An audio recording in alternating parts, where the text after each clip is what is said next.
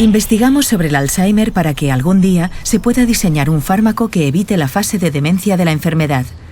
José Luis Molinuevo. Hasta muy recientemente, los médicos solo podían diagnosticar el Alzheimer cuando el avance de la enfermedad ya había causado estragos en el paciente y los síntomas eran evidentes. Con técnicas modernas de diagnóstico, hoy es posible detectar el Alzheimer antes de que el paciente entre en la fase de demencia. José Luis Molinuevo, neurólogo del Hospital Clínic de Barcelona, le explica a Eduard Punset cuáles son los últimos avances de la medicina en la lucha contra el azote del Alzheimer.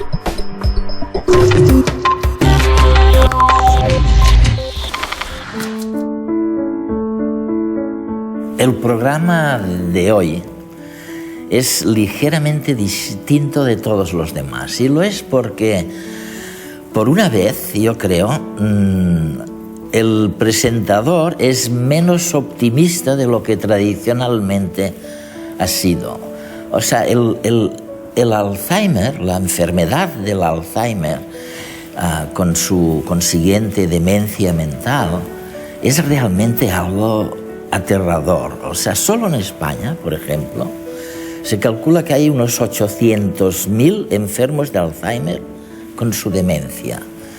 Y si imaginamos, cosa fácil de imaginar, que hay 2 personas, por lo menos, que se ocupan de estos enfermos, pues esto nos hace más de 2 millones de personas que están amargadas o directamente involucradas con una enfermedad que parece no tener remedio. Y además, para colmo de todos los males, José Luis, para colmo de todos los males, resulta que un 85%, me dicen, de estos enfermos están en casa, a manos de familiares que quieren mucho, pero que no saben nada, o casi nada del Alzheimer, ¿no?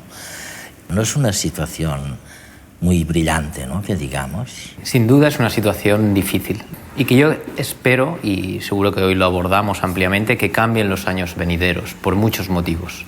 El diagnóstico ahora es un diagnóstico que se realiza muy tardíamente, implica que la persona cuando es diagnosticada ya está en una fase de demencia, porque esto es, con lo cual esa persona no puede participar de las decisiones que le implican directamente a él o a ella en el final de su vida. Y es el familiar que muchas veces, sin haber abordado estos temas previamente con la persona querida, tiene que tomar decisiones que son muy dolorosas. Y muchas de estas decisiones implican tener a la persona afecta en casa, en el domicilio, hasta etapas muy avanzadas. Y por lo que me dices, lo único que podía haber era un diagnóstico clínico, o sea, como sabéis mucho de Alzheimer, los médicos, pues a lo mejor vosotros, sin datos biológicos claros, podíais suponer que esta persona, tal persona, estaba enferma de Alzheimer. Efectivamente, tal y como ha descrito, el diagnóstico implicaba un diagnóstico clínico, porque no había un método biológico, no había un biomarcador con la suficiente sensibilidad y especificidad para establecer el diagnóstico, con lo cual se tenía que esperar hasta que la enfermedad fuera lo suficientemente florida para que el médico la detectara y pudiera establecer el diagnóstico. Es decir, el diagnóstico implicaba que la enfermedad tenía que estar en una fase ya de demencia.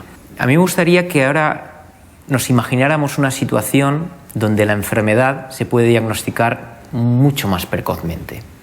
En una fase donde esa persona, aunque tenga algún síntoma, ese síntoma sea de escasa intensidad, alejado de la demencia, y que por otros métodos biológicos, por el uso de biomarcadores, pudiéramos establecer que esa mínima sintomatología es debida a que esa enfermedad está ya manifestándose en el cerebro. Para mí, desde un punto de vista humano y psicológico, la situación es radicalmente distinta a la que hemos estado viviendo en estos últimos años. Y cuando me hablas de marcadores biológicos, que te permiten hacer un diagnóstico previo mucho antes de que se llegue a un estado de demencia y que por lo tanto el paciente pueda participar en las decisiones que se toman. He oído que hay una acumulación de proteínas, tau y no me acuerdo cuál es la otra. Beta-amiloide. Eso, que son un indicio de que realmente a los 5 años como máximo se produce el Alzheimer. Recientemente estamos hablando en los últimos 10 años, se han desarrollado unos biomarcadores que o a través del análisis del líquido cefalorraquídeo o a través de una tecnología más sofisticada que es la tecnología PET de tomografía, exacto, sí. El PET, que es la tomografía de emisión de positrones, permite detectar ese beta-amiloide. ¿Cómo se hace esto? Se extrae una muestra del líquido cefalorraquídeo a través de lo que se denomina una punción lumbar y se analizan los niveles de beta-amiloide que contiene ese líquido, los niveles de tau, con lo cual de una forma viva estás viendo lo que la anatomía patológica te diría si analizáramos el cerebro en ese momento. Las enfermedades neurodegenerativas, el Alzheimer, el Parkinson, el ictus cerebral y otras, se están convirtiendo en la epidemia del siglo XXI, ya que en buena parte se encuentran ligadas al envejecimiento de la población. Como dato de reflexión, el Alzheimer afecta en España a más de 800.000 personas, de las que un 50% ha superado los 85 años. Un número que se habrá duplicado en 2025, hasta alcanzar 1.600.000 afectados. Las demencias se caracterizan por la acumulación en el cerebro de ciertas proteínas que debieran destruirse. En el Alzheimer, por ejemplo, las proteínas tau y beta-amiloide se acumulan en el hipocampo, lo que provoca la muerte de las neuronas de esa área que está encargada de la memoria. Es un proceso que aumenta con la edad, si bien en el 1% se trata de una enfermedad hereditaria que comienza entonces entre los 40 y 50 años. Gracias a las nuevas tecnologías, si se sospecha que alguien padece de Alzheimer, se puede analizar la cantidad de esas proteínas en el líquido del interior de la columna vertebral. Un nivel bajo de beta-amiloide en este líquido supone que ésta está siendo atrapada en el cerebro e indica que el Alzheimer ha comenzado, aunque sus síntomas puedan tardar 5 años en hacerse visibles. Lenta pero inexorablemente, los enfermos de Alzheimer olvidan primero algunas cosas, hasta que su vida laboral y sus relaciones se ven afectadas. Con el tiempo, uno ya no sabe manejarse con el dinero, la cocina, en el hogar o cuidar de uno mismo. Hasta ahora, la medicina nos ha ayudado a extender la vida, pero aún es difícil eludir el deterioro del cuerpo y de la mente propios del envejecimiento. ¿Cómo es posible que en los contados casos en que la enfermedad de Alzheimer es hereditaria, la edad, que es en los otros casos el argumento decisivo, y decís tú mismo, dices, la edad es fundamental, es una causa, la extensión de la esperanza de vida es lo que está provocando estos desastres. Resulta que en la enfermedad hereditaria, a los 40 o los 50 años, puede aparecer. ¿Cómo explicas eso? Es fácil de entender, porque en la enfermedad de Alzheimer, que se denomina esporádica, en la que la edad tiene un papel muy importante que jugar, hay toda una serie de factores, algunos biológicos, otros externos, que juegan un papel, pero son factores que juegan un poquito de papel cada uno de ellos. Y la unión de todos esos factores hace que la enfermedad se exprese. Como cada factor de estos tiene poco peso o poco poder de desarrollar la enfermedad, la aparición de la enfermedad se retrasa mucho en el tiempo. En la enfermedad hereditaria estamos hablando de que hay un factor central que es un gen que tiene una mutación. Y ese factor es tan poderoso que genera una enfermedad que aparece habitualmente en la mitad de los miembros de la familia, en todas las generaciones, y que además el poder de ese factor causal es tan grande que hace que la enfermedad se manifieste muy tempranamente. Una cosa que me interesa muchísimo, que me fascina, es si se puede distinguir entre la pérdida de memoria banal, o sea, yo me olvido dónde he dejado mis llaves o en qué bolsillo del traje he puesto mi móvil. ¿Cuál es la diferencia entre esta pérdida de memoria y la memoria causada a raíz de una enfermedad de Alzheimer? Se puede distinguir, obviamente no es sencillo el hacerlo. El inicio del problema de memoria puede ser muy sutil, pero sí que es verdad que cuando el problema de memoria típico y característico de la enfermedad de Alzheimer está manifestado, es claramente distinto al problema de memoria que podríamos denominar fisiológico y propio de la edad. Una de las características fundamentales es que las personas sanas que están padeciendo el declinar normal de la memoria se benefician del uso de pistas. En cambio, la persona que tiene una enfermedad de Alzheimer no se beneficia del uso de pistas. Y esta es una diferencia cualitativa. ¿Qué quieres decir exactamente? Pues, de pistas que te indican lo que ha ocurrido. Por ejemplo, cuando utilizamos un test de memoria, podemos dar un listado de palabras a aprender y a continuación, para facilitar el aprendizaje, dar una clave semántica. Pues decimos la palabra cereza y cuando ya hemos dicho todo el listado le indicas a la persona, le hemos dicho una fruta. Entonces la persona dice, sí, era la cereza. Cuando luego vamos al cabo de un tiempo a recoger si recuerda esa información, a lo mejor no recuerda cereza, pero cuando le dices una fruta rápidamente dice, sí, era cereza. Esa es la clave semántica. Y eso quiere decir que el sistema del hipocampo aún está funcionando, que a lo mejor no ha fijado la palabra cereza porque en ese momento estaba pensando en que tiene que llamar a casa al acabar y en ese momento el cerebro, la atención está dirigida a otro lado y no fija la información. Pero al darle luego la clave, rápidamente esa información que se ha grabado sale. ¿Y este lugar donde nos encontramos ahora, cómo se llama? Hospital de Día. Hospital de Día del Hospital Clínico. Bueno, pues este es un hospital de día al que acuden pues, personas que están todavía en una fase muy inicial de la enfermedad, que tienen todavía conservadas las actividades de la vida diaria, la alimentación, la movilidad, la eliminación. Entonces aquí lo que se hace es estimularlos para que la enfermedad, digamos, se mantenga. Mejorar difícilmente, no, por desgracia, pero sí que estabilizarlos o que vaya progresando más lentamente.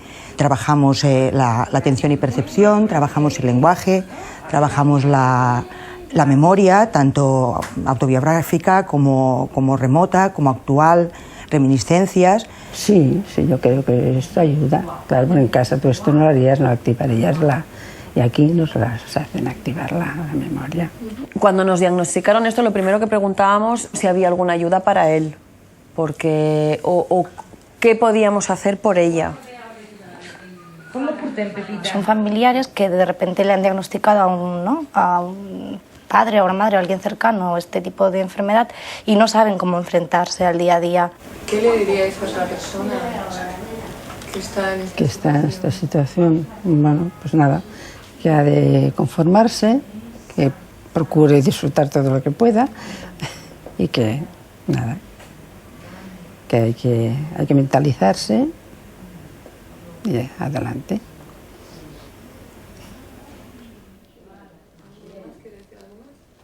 Hay una cosa, cuando veo y me leo vuestros papeles, que me impresiona mucho, es que en algún lugar, no sé si eres tú mismo o un colega tuyo, demuestra o sugiere que queda la memoria que llamáis afectiva, es decir, se olvida de todo, oye, de dónde viene, a dónde va, dónde está.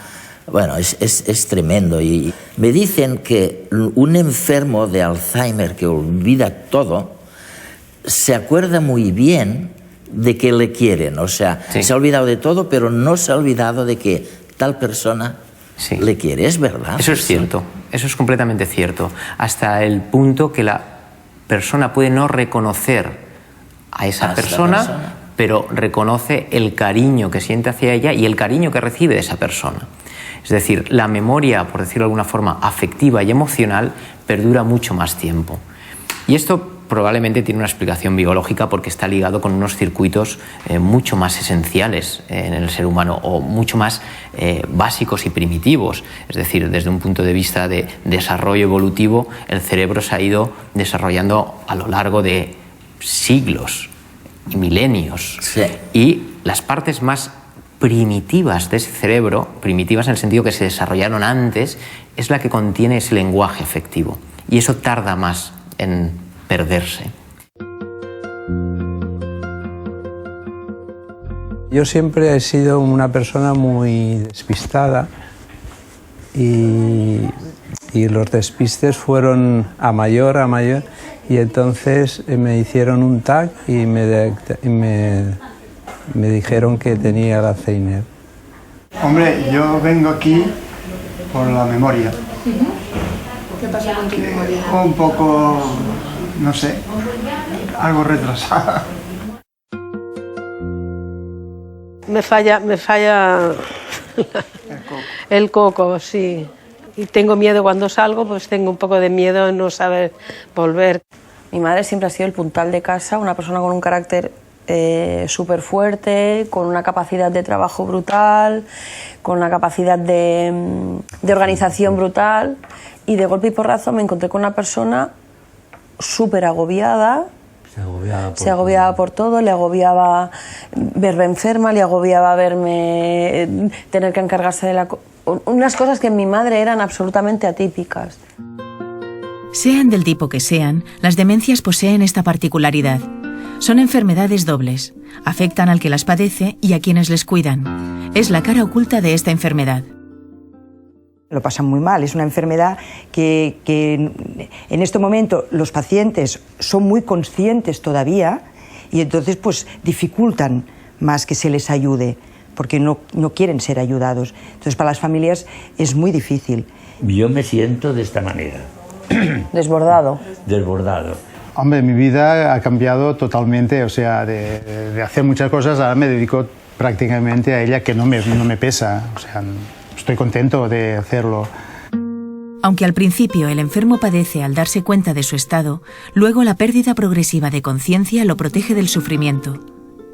En cambio, los cuidadores deben soportar con entereza el desarrollo futuro de la enfermedad. Lo que es peor para ella es que se da cuenta de lo que le está pasando. Y el proceso no lo lleva bien. Porque es como si durante el día llenase el cerebro y durante la noche se le vaciase.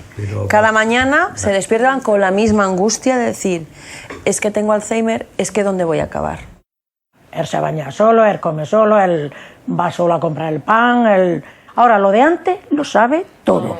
Su número de carne, todo. Pero de lo que hace en el momento es de lo que no se acuerda. Ahora él no lo lleva mal porque él se cree que no tiene nada. Él se cree que no tiene nada. Entre enfermos y familiares, en España hay 3,5 millones de personas afectadas por esta enfermedad. Una cifra que se elevará a casi 7 millones en 2025. El coste psicológico, físico y económico para el cuidador es brutal y se encuentra solo, porque ¿quién los ayuda? José Luis, es fantástico, es fascinante vuestro campo de exploración, ¿no? Y ahora estaba pensando, mientras hablabas, que las enfermedades que llamáis degenerativas, ¿no?, como el Alzheimer, no es la sola. O sea, cuando estas neuronas mueren en el hipocampo, el órgano de la memoria, me decís, entonces, oye, casi seguro que va a ser esto, la enfermedad de Alzheimer. Pero a veces estas neuronas mueren en una cosa que llamáis sustancia negra, ¿no? Y entonces lo que tienes no es Alzheimer, es Parkinson, ¿no? Lo que es común en todas estas enfermedades es la agregación de proteínas anómalas. Lo que es verdad, y este es un tema que desde el punto de vista científico también es fascinante, es que el cerebro es capaz de soportar la agresión de esta neurodegeneración hasta un límite. De tal forma que se han hecho estudios donde se han visto que las personas con alta reserva cognitiva pueden tener los cambios biológicos de la enfermedad de Alzheimer y no mostrar ningún síntoma. En esa situación, si acontece un daño vascular añadido, como es un ictus, entonces sí que se manifiestan rápidamente los efectos de la enfermedad degenerativa. Es decir, que el ictus sin duda juega un papel que revela procesos degenerativos subyacentes, pero no forma un papel central en lo que es la génesis de la enfermedad degenerativa. Por eso, un hecho muy común en las consultas de neurología de estas enfermedades es que cuando te viene la familia te explica a veces, no, es que le dieron ese disgusto y al día siguiente le provocó la enfermedad. En realidad, ¿qué está ocurriendo? Está ocurriendo que la enfermedad se va acumulando en el cerebro poco a poco, y cuando hay un factor estresante, sea biológico, que a veces puede ser una neumonía, o sea incluso emocional, de repente esa enfermedad se manifiesta externamente. Entonces la familia tiene la sensación de que ese disgusto le causó la enfermedad. Exactamente no es así. Lo que sí que es cierto es que ese disgusto o ese proceso biológico, esa neumonía, esa infección de orina, ese ictus, hizo que la enfermedad se manifestara externamente.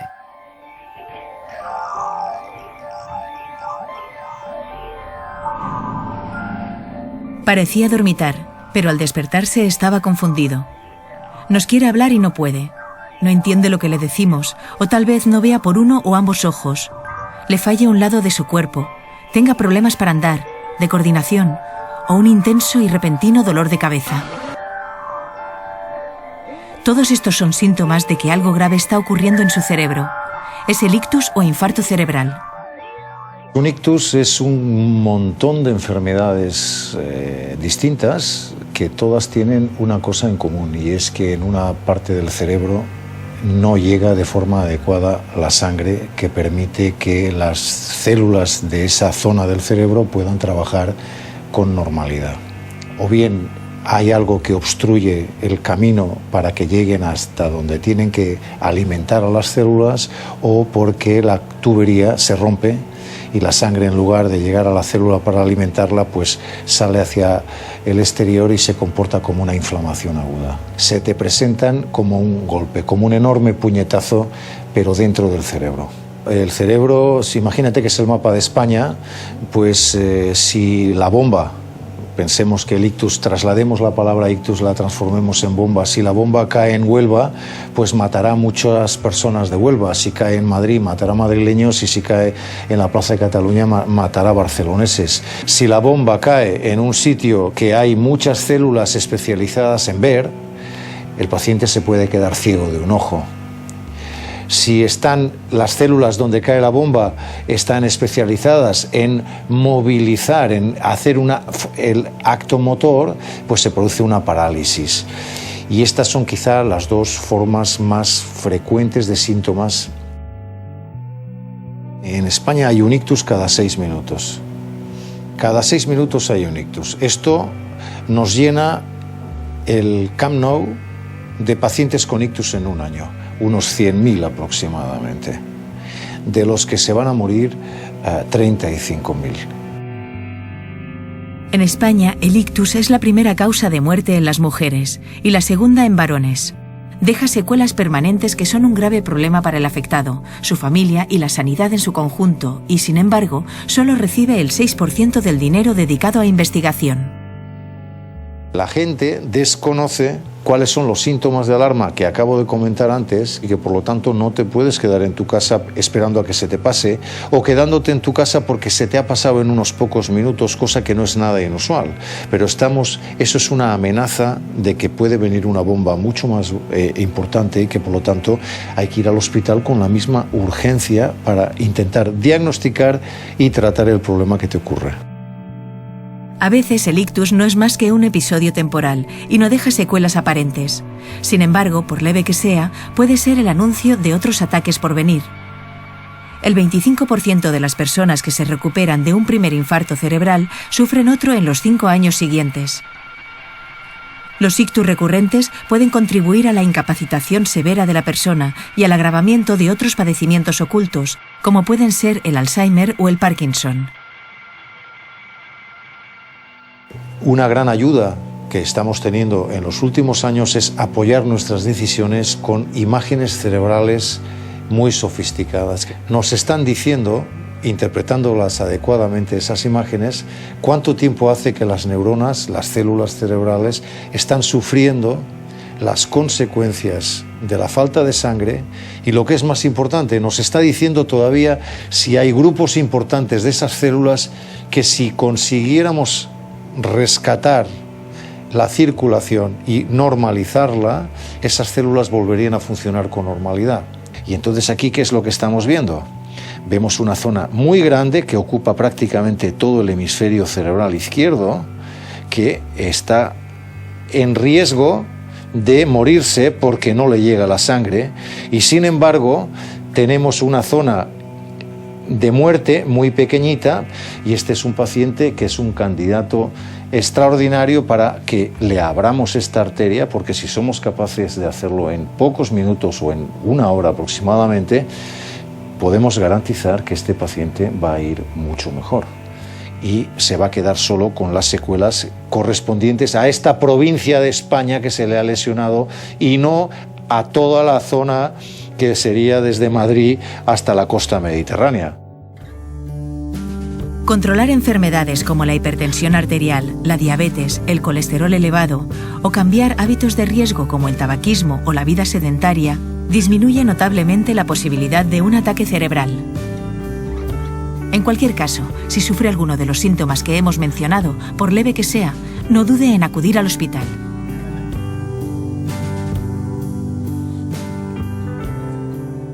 Oye, cuando hemos empezado esta conversación fabulosa, la verdad es que yo estaba más pesimista, pero al final de la conversación yo me imagino que tu optimismo, y corrígeme si es verdad, o tu optimismo relativo, sigue siendo el fruto de que ahora puedes diagnosticar a una edad más temprana o antes la enfermedad de Alzheimer de lo que podías hace solo 10 años. Pero no arranca tu optimismo de que hayáis descubierto maneras de lidiarlo, maneras de curarlo. ¿Es correcto? Exactamente, sí. Todo lo que sea arrojar conciencia sobre un proceso siempre es positivo, porque permite al ser humano realmente asumir ese proceso como propio. Esto aplicado al campo de la enfermedad de Alzheimer era imposible porque la persona, el diagnóstico se hacía en fase de demencia. Si vamos adelantando ese diagnóstico y cada uno de nosotros nos responsabilizamos, somos conscientes de la situación que estamos viviendo, esto siempre es positivo desde un punto de vista, en mi opinión, y esto ya es muy personal, existencial para la persona. Y ahí está quien libremente decide: yo quiero saber o yo no quiero saber sobre este tema. Pero si la persona quiere saber, le damos esa oportunidad de enfrentarse de una forma mucho más consciente a lo que es esa fase de su vida, ¿no? El Alzheimer todavía no tiene cura, pero su diagnóstico precoz permitirá que los pacientes puedan tomar decisiones que hoy recaen en sus familiares. José Luis Molinuevo.